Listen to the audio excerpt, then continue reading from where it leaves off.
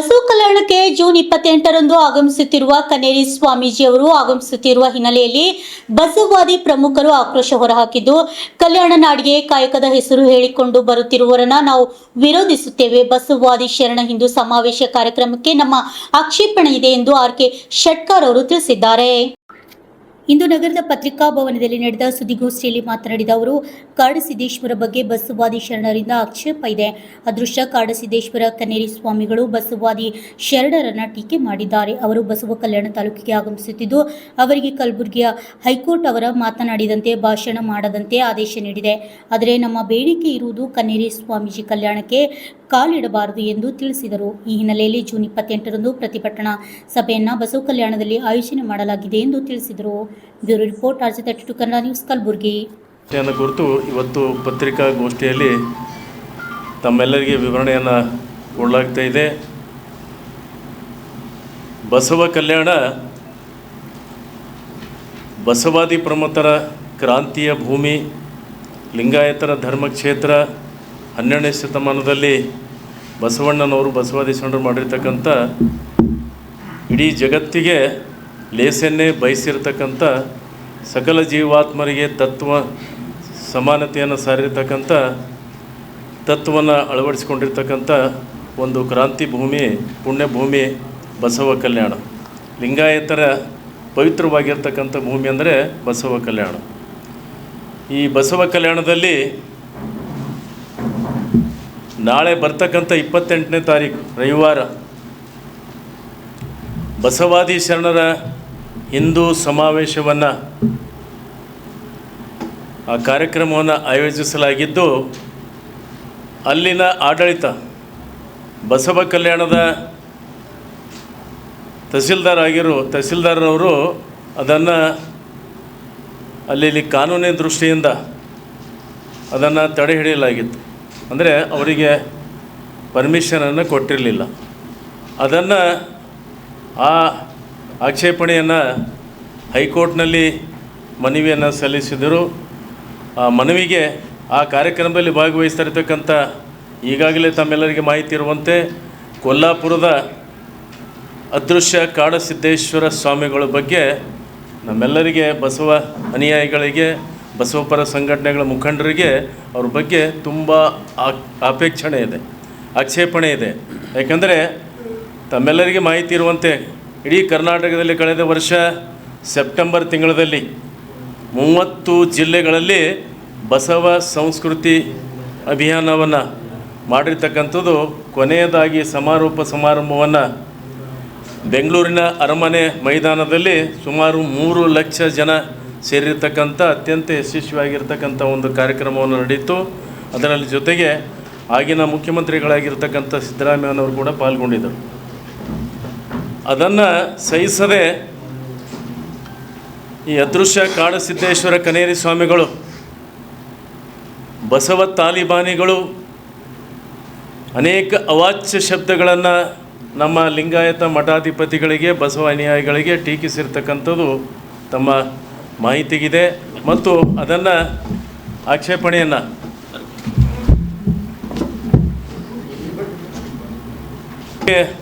ಬಿಜಾಪುರ್ನಲ್ಲಿ, ಬಾಗಲಕೋಟ್ನಲ್ಲಿ ಕಾರ್ಯಕ್ರಮವನ್ನು ಹಮ್ಮಿಕೊಂಡಿರ್ತಕ್ಕಂಥ ಅದೃಶ್ಯ ಸ್ವಾಮಿಗಳ ಅತಿಥಿಗಳಾಗಿ ಆಹ್ವಾನಿಸಿರ್ತಕ್ಕಂಥ ಸಂದರ್ಭದಲ್ಲಿ ಅವರಿಗೆ ಅಲ್ಲಿನ ಜಿಲ್ಲಾಧಿಕಾರಿಗಳು ಅವರಿಗೆ ನಿರ್ಬಂಧನೆಯನ್ನು ಹೇರಿದರು. ಆ ನಿರ್ಬಂಧನೆಯನ್ನು ಪ್ರಶ್ನೆಯನ್ನು ಮಾಡಿ ಹೈಕೋರ್ಟಿಗೆ ಹೋಗಿದ್ದರು. ಅಲ್ಲಿ ಕೂಡ ತಿರಸ್ಕಾರವನ್ನಾಯಿತು. ನಂತರ ಸುಪ್ರೀಂ ಕೋರ್ಟಿಗೆ ಕೂಡ ದಾವೆಯನ್ನು ಸಲ್ಲಿಸಿದ್ರು. ಸುಪ್ರೀಂ ಕೋರ್ಟ್ನಲ್ಲಿ ಆಘಾತಕಾರಿಯಾಗಿರ್ತಕ್ಕಂಥದ್ದು ಏನಪ್ಪ ಅಂದರೆ, ನೀ ಮನುಷ್ಯನೇ ಅಲ್ಲ, ನೀ ಮಠಾಧೀಶ ಅಲ್ಲ, ಮನುಷ್ಯನೇ ಅಲ್ಲ, ಮಾನವೀಯತೆಯೇ ಇಲ್ಲ, ನೀನು ಕಾಡಿನಲ್ಲಿ ಹೋಗಿ ಏನಪ್ಪ ಅಂದರೆ ನೀ ಮೌನವನ್ನು ಮಾಡಬೇಕು ಅಂತಕ್ಕಂಥ ಹೇಳಿಕೆಯನ್ನು, ಆ ಆದೇಶವನ್ನು ಸುಪ್ರೀಂ ಕೋರ್ಟ್ ಮಾಡಿರ್ತಕ್ಕಂಥದ್ದು ನಮ್ಮೆಲ್ಲರಿಗೆ ದಿಗ್ಭ್ರಾಂತ ಆಗ್ತಾಯಿದೆ. ಅಂಥ ಮನುಷ್ಯನಿಗೆ ಇವತ್ತು ಬಸವ ಕಲ್ಯಾಣದಲ್ಲಿ ಬಸವಾದಿ ಶರಣರ ಹಿಂದೂ ಸಮಾವೇಶವನ್ನು 28ನೇ ತಾರೀಕು ಹಮ್ಮಿಕೊಂಡಿರ್ತಕ್ಕಂಥದ್ದು. ಅಲ್ಲಿನ ತಾಲೂಕಾ ದಂಡಾಧಿಕಾರಿಗಳು ಅವರಿಗೆ ನಿರ್ಬಂಧವನ್ನು ಹೇರಿದ್ದು, ಮೊನ್ನೆ ತಾನೇ ಕಲಬುರಗಿ ಹೈಕೋರ್ಟ್ನಲ್ಲಿ ಅವರು ದಾವೆಯನ್ನು ಹೂಡಿದ್ದರು.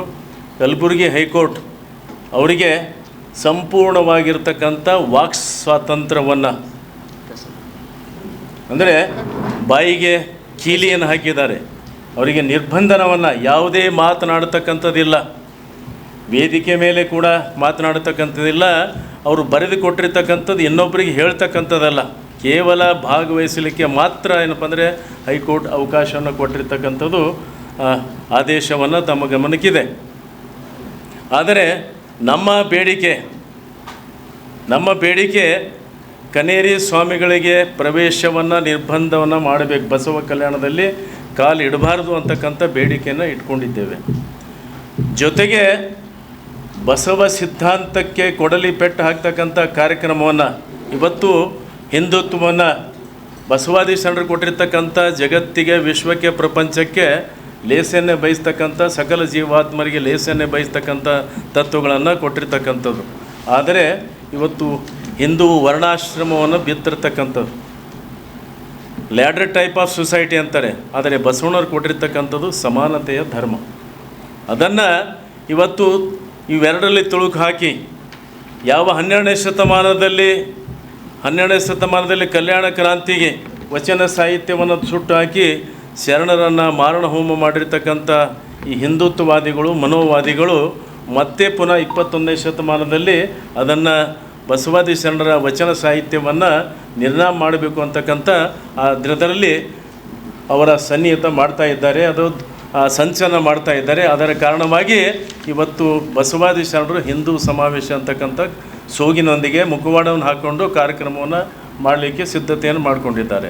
ಜಿಲ್ಲಾಧ್ಯಕ್ಷರಾದ ಶೆಟ್ಕಾರಣ್ಣ ನಿಮಗೆಲ್ಲ ತಿಳಿಸಿ ಹೇಳಿದ್ದಾರೆ.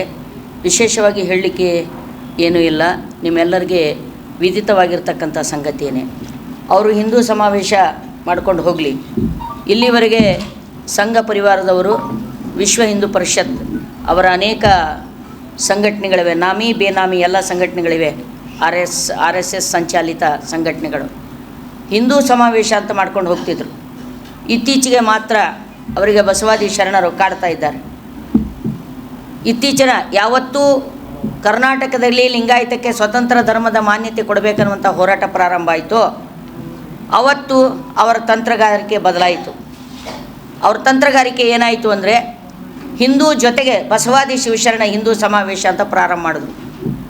ಇದ್ರ ಇಡೀ ಪ್ಲ್ಯಾನಿಂಗ್ ಮಾಡಿರ್ತಕ್ಕಂಥದ್ದು RSS.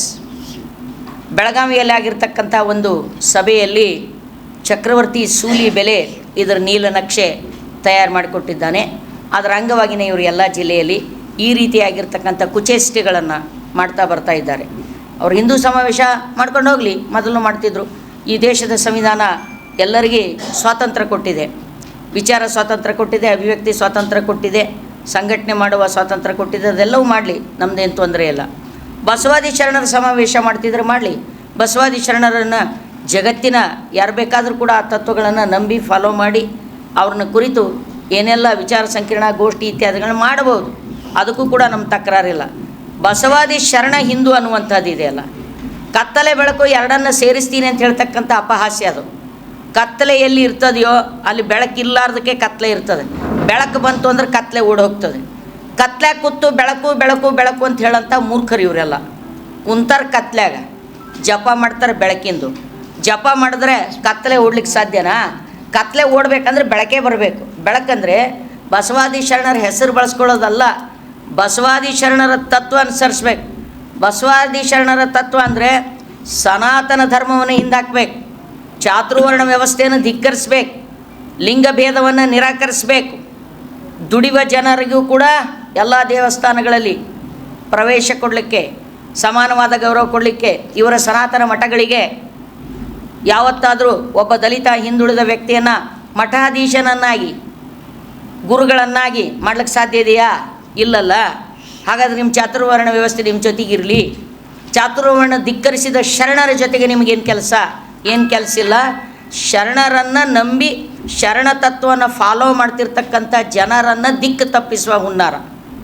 ಆ ಎಲ್ಲ ಹಿಂದುಳಿದ ದಲಿತ ಶೂದ್ರ ಸಮುದಾಯಗಳನ್ನು ತನ್ನ ತೆಕ್ಕೆಗೆ ತೆಗೆದುಕೊಂಡು ಮತ ಬ್ಯಾಂಕ್ಗಳಾಗಿ ಮಾರ್ಪಡಿಸಿಕೊಳ್ಳುವಂಥ ಹುನ್ನಾರಷ್ಟೇ. ಆಮೇಲೆ ಎಲ್ಲಕ್ಕಿಂತ ಹೆಚ್ಚಾಗಿ ಅವರಿಗಿರ್ತಕ್ಕಂಥದ್ದು ತಾತ್ವಿಕ ಹೊಟ್ಟೆ ಕಡಿತ, ತಾತ್ವಿಕ ಹೊಟ್ಟೆ ಬ್ಯಾನಿ. ಶರಣ ಸಿದ್ಧಾಂತಗಳನ್ನು ಅವರು ಒಪ್ಪುವುದಿಲ್ಲ. ಜನರಿಗೆಲ್ಲ ಶರಣ ಸಿದ್ಧಾಂತಗಳು ಗೊತ್ತಾದರೆ ನಮ್ಮ ದೇವೋದ್ಯಮ, ಅವರೇನು ದೇವರು ಧರ್ಮ ಪಾಪ ಪುಣ್ಯ ಸ್ವರ್ಗ ನರಕ ಪೂರ್ವಜನ್ಮ ಇವೆಲ್ಲವುಗಳ ಮ್ಯಾಗೇನು ಆದಾಯದ ಮೂಲ ಮಾಡ್ಕೊಂಡಾರಲ್ಲ ಅವೆಲ್ಲ ಕಟ್ಟಾಗ್ತವನ್ನುವ ಕಾರಣಕ್ಕಾಗಿ ಶರಣರಲ್ಲಿ ಕ್ರಾಂತಿನೇ ಆಗಿರಲಿಲ್ಲ. ಅವರು ಜಾತಿ ವ್ಯವಸ್ಥೆ ಬಗ್ಗೆ ಮಾತಾಡಿಲ್ಲ. ಅವರು ಋಷಿಗಳು, ಅವರು ಸಂತರು, ಅವರ ಆತ್ಮ ಸಾಕ್ಷಾತ್ಕಾರ ಮಾಡಿಕೊಂಡವರು, ಅವರು ತಪಸ್ವಿಗಳು ಅಂತ ಹೇಳಿ, ಅಂದರೆ ಎತ್ತಿ ಹಿಡಿಯುವುದರ ಮೂಲಕನೇ ಆ ತತ್ವಗಳನ್ನು ಮಸಳಿಸುವುದು. ಕೊಲೆ ಮಾಡಲಿಕ್ಕೆ ಸಾಧ್ಯ ಆಗೋದಿಲ್ಲ ಅವರಿಗೆ. ಮಸಳಿಸುವಂಥ ಹುನ್ನಾರ ಅವ್ರದ್ದಿದೆ. ಆ ಹುನ್ನಾರಕ್ಕಾಗಿ ಲಿಂಗಾಯತ ಸ್ವಾಮಿಗಳನ್ನೇ ಬಳಸ್ಕೊಂಡು ಲಿಂಗಾಯತ ಮುಳ್ಳನ್ನು ಮುಳ್ಳಿನಿಂದಲೇ ತೆಗೀತಕ್ಕಂಥದ್ದು ಅವ್ರಿಗೆ ಎಂದಿನ ತಂತ್ರಗಾರಿಕೆ ಅದು ಸನಾತನಿಗಳನ್ನು. ಈ ಸಂಘರ್ಷ ನಾವೇನು 28ನೇ ತಾರೀಕಿಗೆ ಅದನ್ನು ಖಂಡಿಸಿ ಈಗಾಗಲೇ ಅರ್ಧ ಜಯ ಆಗಿದೆ ಕನ್ನೇರಿ ಸ್ವಾಮಿ. ಆದರೆ ನಮ್ಮ ಹೋರಾಟ ಇರೋದು ವ್ಯಕ್ತಿಯ ವಿರುದ್ಧ ಅಲ್ಲ. ಕನ್ನೇರಿಗೆ ನಾವು ಬಂದ್ ಮಾಡಿದ್ರೆ ಮತ್ತೊಬ್ಬ ಸುನೇರಿ ಬರ್ತಾನೆ, ಸುನೇರಿ ಬಂದ್ರೆ ಮತ್ತೊಬ್ಬ ಪನೇರಿಗೆ ತರ್ತಾರೋ. ಅವರಲ್ಲೇನು ಕಾಲಾಳುಗಳ